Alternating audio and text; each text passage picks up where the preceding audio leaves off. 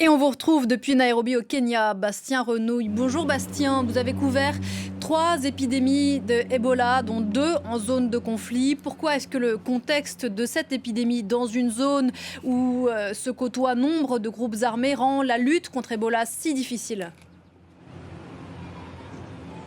Eh bien, pour 2 raisons principales. La première raison, c'est qu'il faut réussir à se mettre d'accord avec les groupes armés pour pouvoir réussir à soigner des patients qui seraient malades dans les territoires qu'ils contrôlent. Alors, quand il s'agit d'un conflit entre 2 États, c'est facile.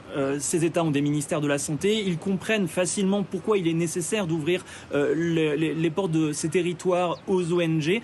En revanche, c'est beaucoup plus compliqué quand il s'agit de groupes rebelles, de groupes armés, voire de groupes islamistes, comme c'est le cas notamment dans l'est de la RDC avec les forces démocratiques alliées. Je me souviens, lors de ma précédente couverture d'Ebola, notamment dans la région de Beni, les autorités étaient extrêmement inquiètes de ne pas pouvoir accéder à ces territoires puisqu'il était impossible d'échanger avec les ADF.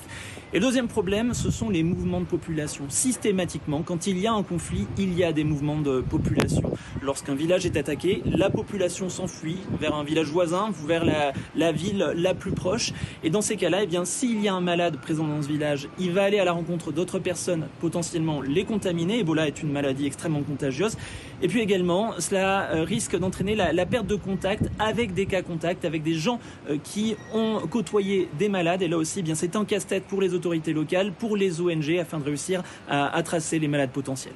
Voilà pour le contexte, Bastien, de ce foyer d'épidémie d'Ebola dans cette province d'Ituri congolaise. On sait que la létalité, on en parlait tout à l'heure sur ce plateau avec mes invités, dépend de la précocité, de la riposte et de la prise en charge des malades. Que peut-on faire à l'heure où l'on se parle pour tenter de contenir l'épidémie ? Alors dans des zones proches de frontières comme ça, la première idée qui vient généralement aux autorités, c'est de fermer les frontières.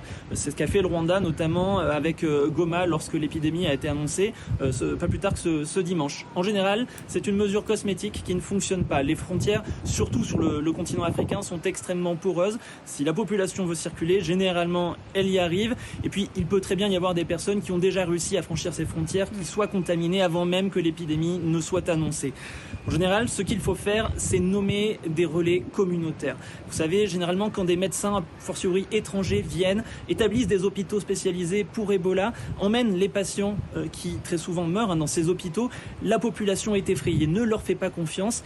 Elle n'a confiance qu'en des relais locaux. Alors, généralement, dès qu'un centre de soins est établi, c'est ce qu'est en train de faire Médecins sans frontières sur le terrain notamment, eh bien, les ONG forment des relais communautaires qui vont aller à la rencontre des familles, qui vont aller à la rencontre des populations pour les former aux gestes barrières, le fait de ne plus se toucher, de ne plus avoir de contact, de désinfecter les pièces où ont vécu des malades. Et c'est uniquement grâce au travail combiné de ces relais communautaires et des ONG présentes sur le terrain que les épidémies ont pu être indiquées. C'est ce qui s'est passé en Afrique de l'Ouest, en Sierra Leone, au Libéria, et c'est également ce qui s'est passé lors de l'épidémie qui avait touché le Nord Kivu il y a de cela quelques années. Bastien Renouille depuis Nairobi au Kenya. Merci infiniment Bastien. Voilà ce que l'on pouvait dire à cette heure sur cette épidémie qui a déjà fait 130 morts, je vous le disais, en République démocratique du Congo.